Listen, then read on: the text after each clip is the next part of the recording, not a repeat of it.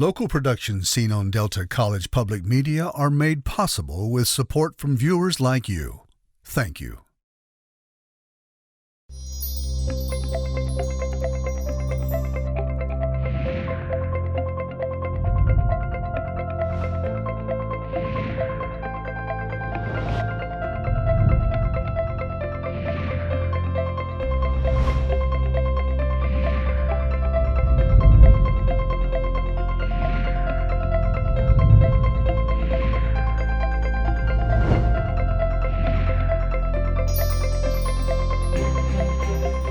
Hello, everybody. Welcome to Junia Owns the Spark. Thank you for joining us. Today, I will be speaking with Colleen Schafroth, Executive Director of the Maryhill Museum of Art, located in Goldendale, Washington. Welcome, Colleen. I'm really thrilled to have you on the program. I've been to the museum twice now and equally impressed, but probably not many people have been out to Maryhill Museum of Art. So tell us a little bit about how it got started, its history, and then its collections. Well, the museum really got started as a ranch house. It was going to be the focal point for Samuel Hill, the founder's ranch. He was going to have a Quaker farming community out here. He originally came out actually from Minnesota, established a business in Seattle and began looking around for where he might really want to settle. And one of the places ended up being the Columbia River. He just fell in love with the views and the scenery and everything about it, to be honest. And so he began acquiring property down here. He tried for property just a little bit west, but everything sort of fell through. So he ended up purchasing about 5,300 acres, something many people don't realize when they come here, that there are 5,300 acres of land that surround the museum, starting just a little bit west of it and heading east quite a ways. And then he began advertising it as a Quaker farming community. The difficulty, and he knew this was a challenge, the difficulty was that there wasn't enough water here for him to really run a farming community. And so he attempted to dam up a spring and a stream. And he also dammed up two different dams on the property, one of which we still use today as the museum's main water supply. The other one just simply failed after a bit. He just couldn't make a go of it. He couldn't talk enough people into coming to purchase property to be part of his dream. And at some point, a friend of his by the name of Loie Fuller, the dancer, and when you were here, you probably saw the gallery dedicated to her. She convinced Samuel Hill that what he really wanted to do was create a museum. I think secretly, or maybe less secretly, she was interested in having that museum in Paris because there's correspondence in the file where she assures Hill that they didn't build buildings out of concrete in Paris. Concrete was a particular love of his. So anyway, she saw the ranch house, I understand, in 1918, and they set about deciding to turn it into a museum. The ranch house is pretty impressive. It is 3 stories high, stucco. It's stucco on the outside. It is just this massive pile of concrete that looks very dramatic on the landscape here. And so they set about turning this into the museum. And plans were made, a document was drawn up called the Ideas and Desires and Dreams. Great things were in it, great things are in it. And they proceeded to start collecting artwork for the museum. And some of that artwork included the work by Auguste Rodin, which is a focal point of the museum. It included paintings and glasswork and all kinds of furniture and gold leaf furniture, in fact, from Romania, because they knew so many people. One of the people they knew very well was the Queen of Romania. And so being a great publicist that Loie was, she decided that that's who should come and dedicate the museum. And so they talked her into it. And she came in 1926 to dedicate the museum, dedicating it actually to peace and beauty amid great fanfare because she was, as I understand it, the second royal person ever to visit the United States. So she had quite the tour coming across country after landing on the East Coast. She came by train. She brought a couple of her kids with her. They went horseback riding in the West. They chewed bubble gum. They met the native people along the way. They met a great many other Americans along the way. They explored all of American culture and had a grand time, as near as I can tell. She got here on a November 3rd morning, and they had decorated the entire building for her. There were chrysanthemums and whatever they could find. They had the story goes that they had a red carpet from Goldendale, from a hotel there, and they laid it out on the ramparts or the ramp of the museum. And she walked up it to dedicate the museum and did so. It's a great story. And she certainly made an impact to everyone in the area. How did he come to know her? Oh, it would have been fun to know both the Queen and Loie, honestly. Yeah. So when they all left, the museum sat idle for about, well, really, Sam died in 1931, so it sat idle through his death, and then, of course, his estate had to settle. So it was 1938 before the museum could actually renovate itself, and it opened to the public on his birthday, May 13th in 1940. And involved in that opening, and one of their friends was Alma de Bretteville-Spreckels, who helped found the Legion of Honor in San Francisco. So it was quite a group of people who came together to create this museum. That was another question I have. How did he come to know Anna Spreckels well enough I understand to deviate something? He met her through a greengrocer friend in Portland, I understand. And actually, it was through Alma he met Loie Fuller. So there you go. Life is unpredictable. And he went to school, Mr. Hill, did he, with the King of Belgium? Apparently he did. He was very proud of that. He was he went to school in at some point, and I'm not really sure where and how that happened, but it must have been at Harvard when he got his degree. But in any event, they were apparently school chums, yes. And what I remember when I was out there, that he originally built it, Mr. Hill, as a gift, you might say, or a marital home. And his wife came out. She was the daughter of an even more famous railroad developer, another Mr. Hill. And she didn't really want to live there, and she went back. And that actually he had a sad life in some senses, because his son didn't have his drive, perhaps, and his daughter had mental problems. Well, is that yes, true? that's all true to a certain extent. His wife never saw Maryhill. She came out to Seattle with the children at the early part of the turn of the century, and settled in Seattle with him, and really did not like Seattle, and went back. He was going to build her a home there, very similar to this, actually. It's still standing today.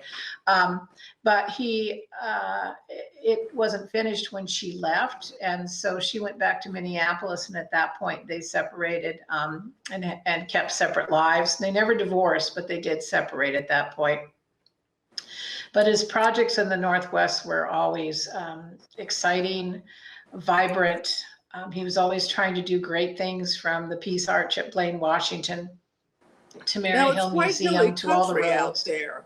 And I remember reading, perhaps I have the date wrong, but something like 1911 or 1913, he put in the first road, hilly road, that had macadam on it, because he was convinced, even though he was a railroad guy, that roads were the future for development. Oh, he believed, he was a road person first and foremost. He built roads all over the Pacific Northwest, was involved in them. He began the first, he did the Washington Good Roads Association here in Washington in 1899. So he was really very early on a pioneer of roads.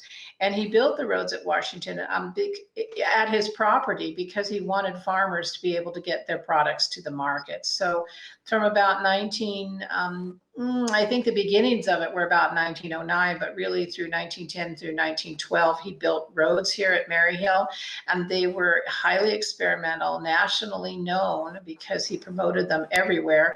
And they were the impetus sort of for the historic Columbia River Highway, which was built around 1914, 1915, that in Oregon. He wanted roads in Washington. I kind of think personally he wanted a giant H across the country because he was interested in the Pacific Highway, which ran down the west side of both states. And he was interested in what is now known as Highway 97, which ran down the east side of both states. And in between, he had connecting roads going from Maryhill to the Portland, Vancouver area. So roads were a passion of his. They were a huge dream and very much a part of his life, yes.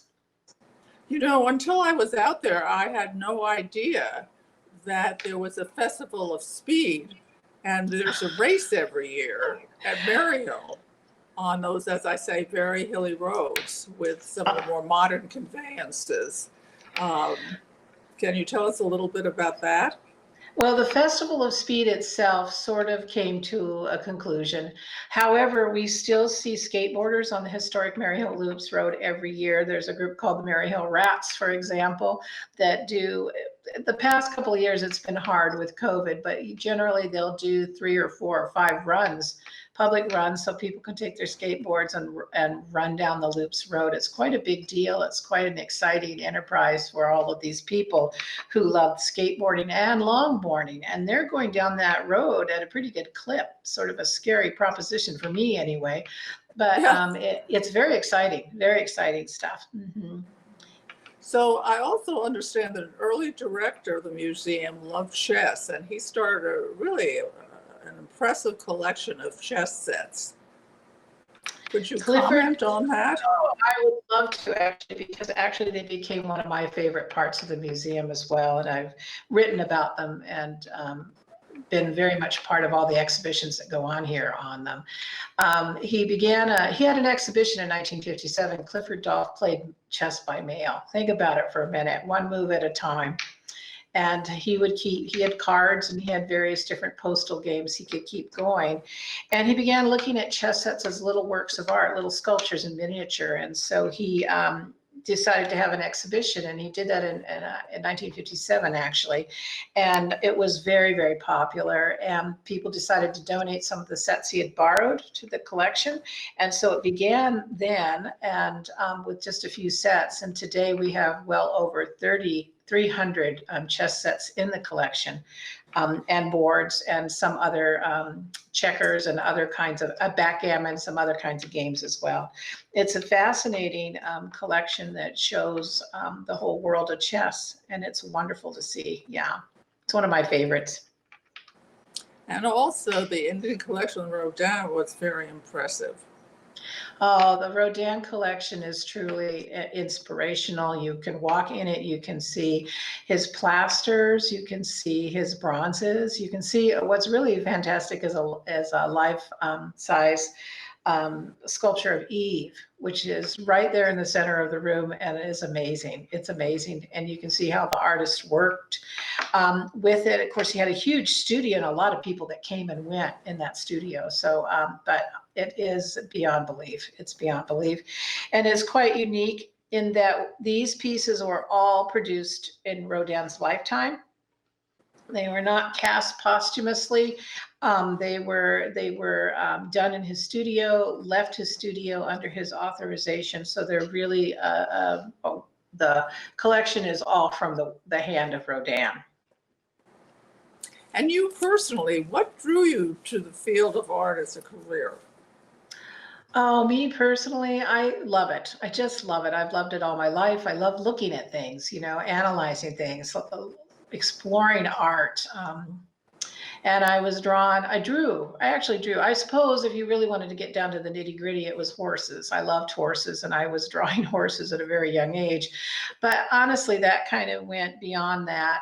And then when I discovered that there was a thing called art history, it was like the world opened up to me, because there's so many expressions out there and so many ways to do art.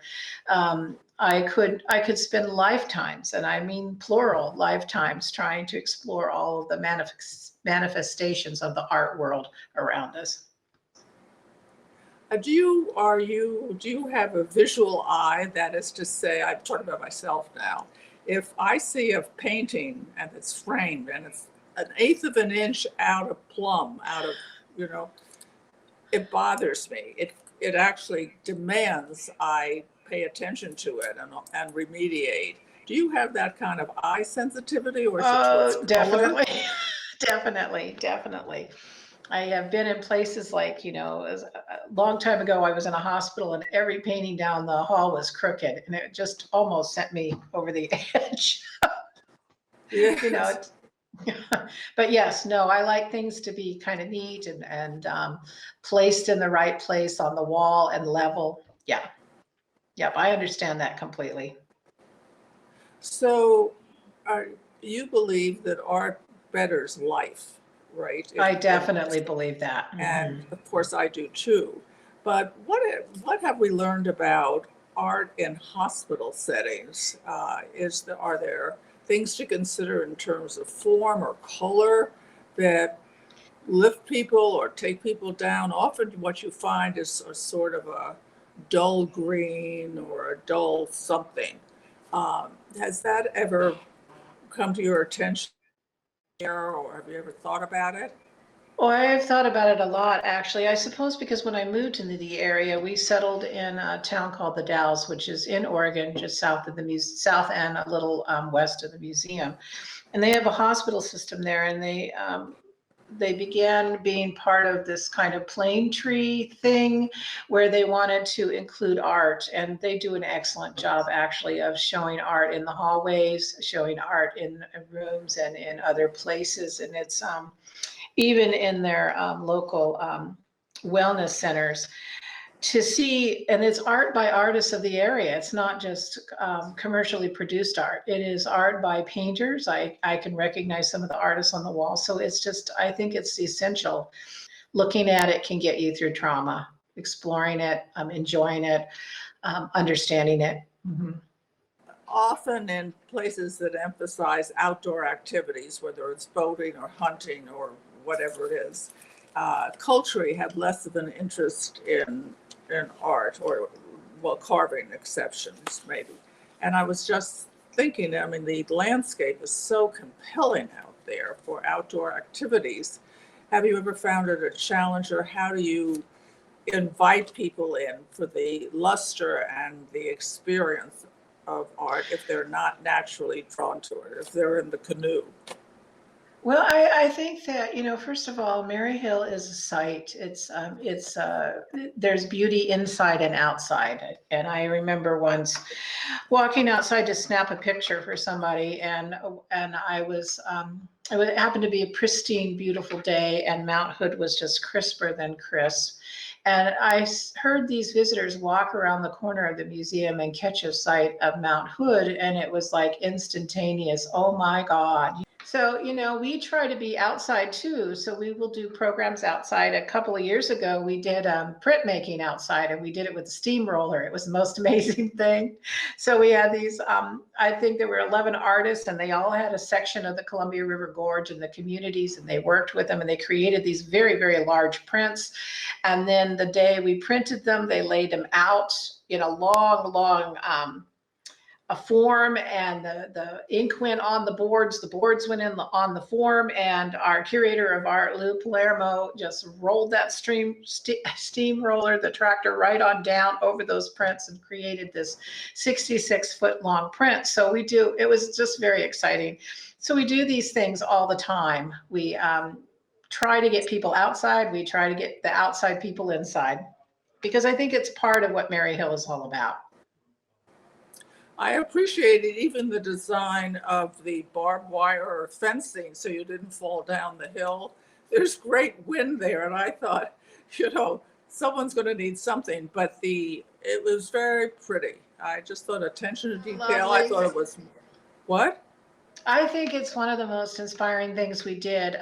When it was first proposed that we put that fencing along the edge of the property there, the local people go, they call them rock jacks. And in general, a rock jack is a huge piece of just maybe big wire in which you put a bunch of rocks. And what that does is stabilize the fencing. Well, the designers, the landscape designers, went up a step and created a specially designed rock jacks in which we put the basalt rocks of the area in, and then the wire that's strung in between to create the fence. And it kept it open, it kept the views going. You didn't have something blocking everything. Oh no, it was an inspired design. I was really pleased with that one. The outdoor sculpture, that's happened while you're there, right? You're sort of a leader of that. I wasn't the inspiration behind it. The curator then was. He really wanted to have an invitational, and so we had an invitational show for years. And honestly, everybody got so excited that pretty soon we had people giving us money to purchase a piece. Things were donated for it, and now we have quite an extensive outdoor permanent collection of sculpture. And that's exciting to walk around and see all the different views, all different ways you can go around the sculpture. And of course, the inspiration behind that was the Rodins.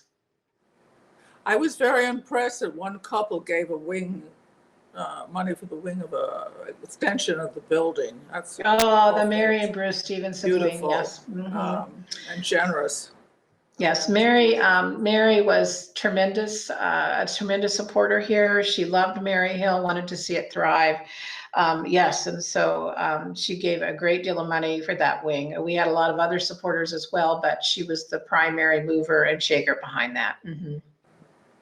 Are you thinking in the next 5 years of any kind of changes?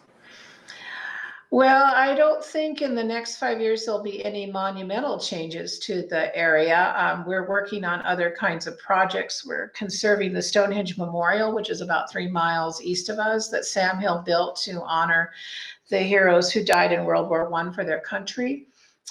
We are working on a water project so that our water system, like I said, water has always been an issue here.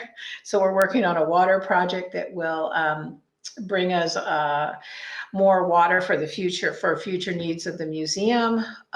And we always have some sort of great exhibition planned or project planned. Next year, for example, we're going to have the Exquisite Gorge 2, which will be an outdoor fiber arts installation. Interesting. Have you ever been to the World War II Museum in New Orleans? No, I've never been to New Orleans. I would love to go to New Orleans, actually. I bet it's wonderful. Yes, do consider that. Do consider it. Just from someone in the field and someone who's an American, both very memorable. What are some of the frustrations in being in the art world? Oh, I think sometimes it's I think money, getting enough money. And I'm talking nonprofits now, so maybe not so much in other art world areas, but certainly getting enough money to do the things you aspire to do, to open up windows to people's souls, So I think it's finding that money to keep doing your mission, keep moving forward, keep providing opportunities for people to experience the art and all that they can do for them. That's one. And career because of the longevity. You've been there quite a while. And over periods of growth. So you could be very happy and pleased with that.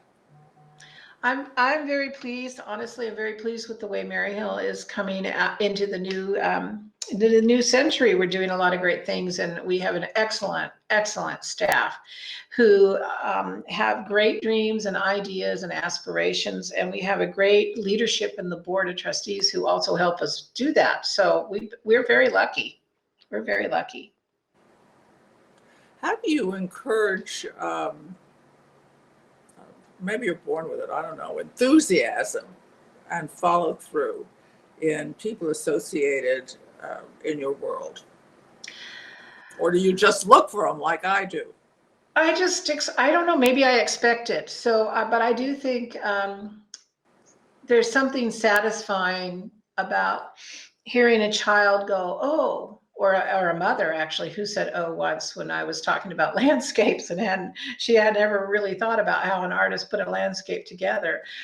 There's something so satisfying, that you are breaking open a doorway for somebody to learn something new.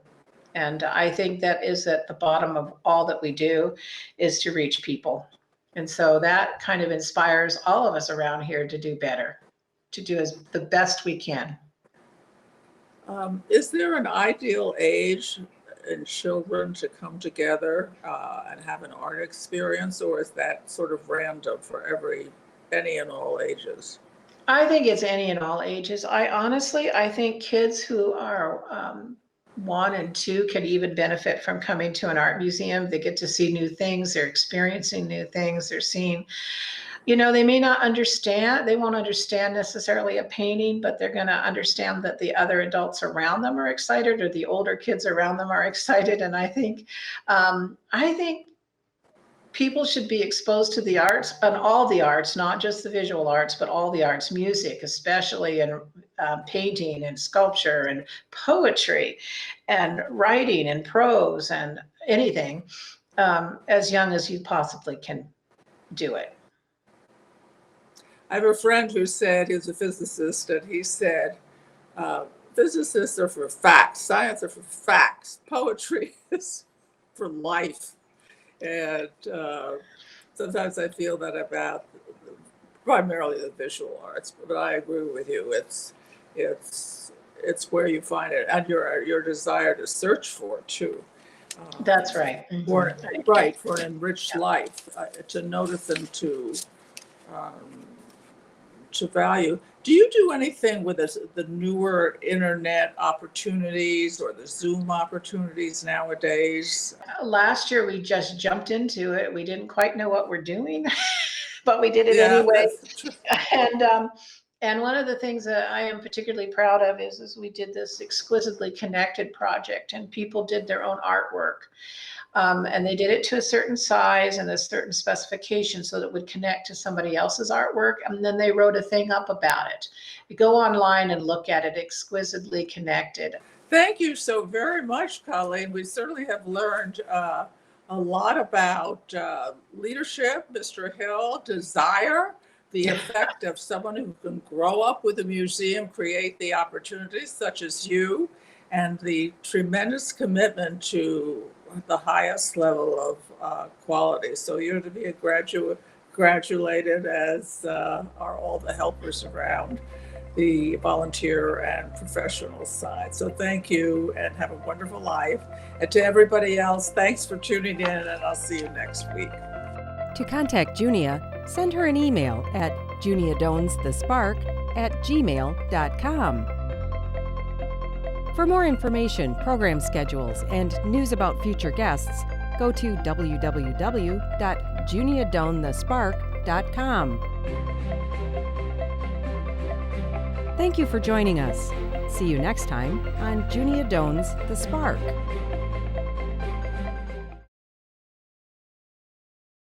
Local productions seen on Delta College Public Media are made possible with support from viewers like you. Thank you.